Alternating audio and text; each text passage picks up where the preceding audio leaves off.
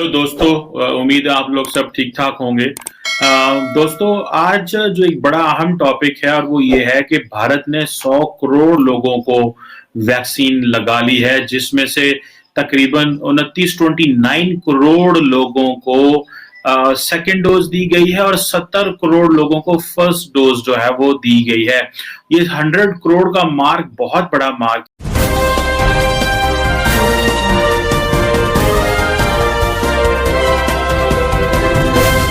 इससे पहले चीन भी जो है वो 100 करोड़ वैक्सीन अपने लोगों को लगा सका है और जून तक उन्होंने तो लगा ली थी। लेकिन ये है कि ये एक बहुत बड़ा नंबर है अगर देखा जाए। और मैं समझता ये हूं कि इंडिया ने ये जिसे कहते हैं ना कि ये उनकी अपनी इंडिजिनस कैपेसिटी थी, इंटरनेशनल सपोर्ट थी, लेकिन प्राइमरली ये इंडिजिनस लोकल उनकी कैपेसिटी थी कि उन्होंने ये कर लिया। लेकिन इसमें ऑब्वियसली पाकिस्तान को भी बहुत कुछ ऐसा है जिसको हमें देखना है। और पाकिस्तान में तो मैं देख रहा था कि जो यहाँ पे बात चल रही है वो ये है कि हमें केयरफुल रहना पड़ेगा और लोगों को कहना पड़ेगा कि वो ज्यादा से ज्यादा वैक्सीन लगाएं और उसकी अगर ना लगाएं तो पांचवी वेव आ सकती है। ये जो पाकिस्तान में असद उमर साहब हैं वो कह रहे थे।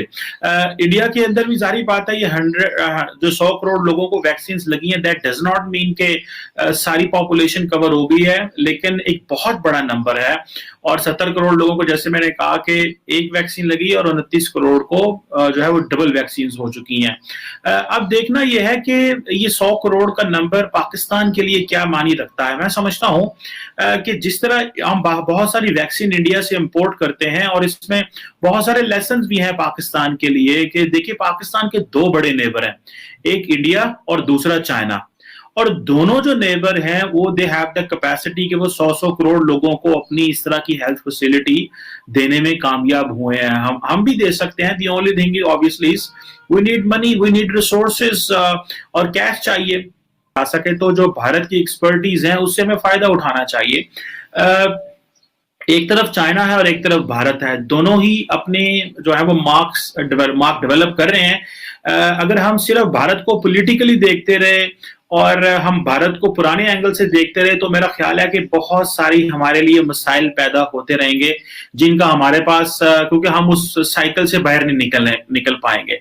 हमें चीजों को नए पैरामीटर से देखना पड़ेगा, हमें चीजों को नए अंदाज से देखना पड़ेगा और ये इंगेज करना होगा प्योरली ऑन एक lines, purely on business lines पे हमें इंगेज करना है। बहुत सारे लोग इस पे जैसे मैंने इंडिया में कह रहे थे जी कि वो पाकिस्तान और इंडिया का क्रिकेट मैच नहीं होना चाहिए, लेकिन बहुत सारे दोस्तों ने कहा कि दे डोंट मैटर। जो इंडिया में ये कह रहे हैं बड़ा छोटा सा नंबर है, वो तो और लोग भी शायद कहते होंगे। सो पाकिस्तान में भी कई लोग हॉक्स कहते होंगे, लेकिन यहाँ पे पॉलिटिकल लीडरशिप को मैग्नेनिमिटी शो करनी है कि अगर इंडिया 100 करोड़ लोगों को वैक्सीन लगा सकता है और हम आज भी ये बात कर रहे हैं शायद कि हमें जो है वो पांचवी वेव से बचना है और ये वेव पाकिस्तान में आ सकती है। माजरत के साथ आज भी मौजू यही रहेगा कि होशरबा महंगाई की वजह से गरीब की कमर टूट गई। टूटे तो टूटे, हमें कोई परवाह नहीं। अगर गरीब बेचारा ख्वार भी होता है, जगह जगह धक्के भी खाता है, उसके बच्चे भूखे भी सोते हैं, तो सो व्हाट। लेकिन प्रॉब्लम सिर्फ तब आती है जब ये अपर मिडिल क्लास और मिडिल क्लास को भी चुभना शुरू हो जाता है।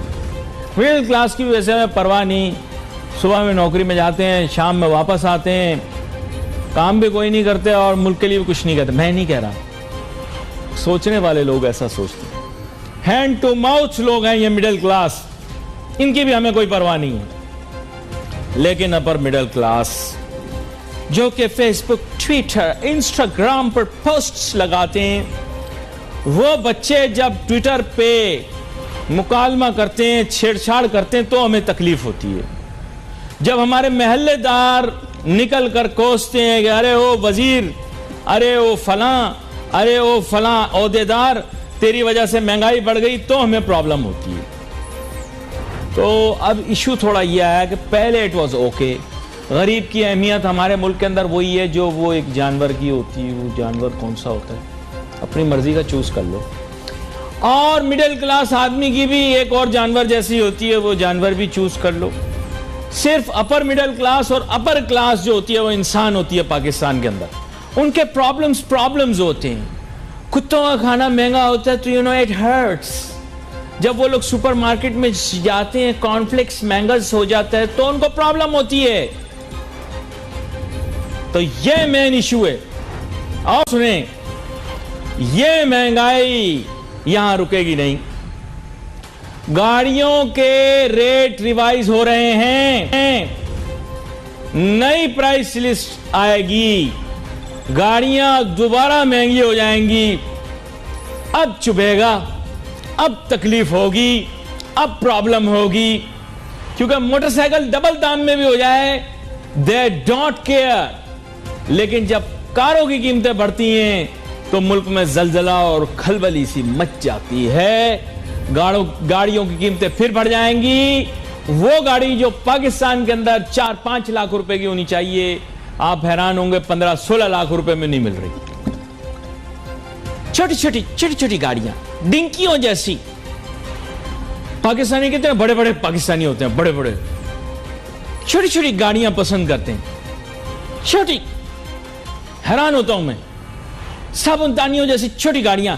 कहते हैं दुनिया आजिम तारीन वर्ल्ड क्लास दुनिया की बेस्ट परफॉर्मिंग मार्केट, और ये ठिकरियों जैसी गाड़ियां लेकर खुश होते हैं।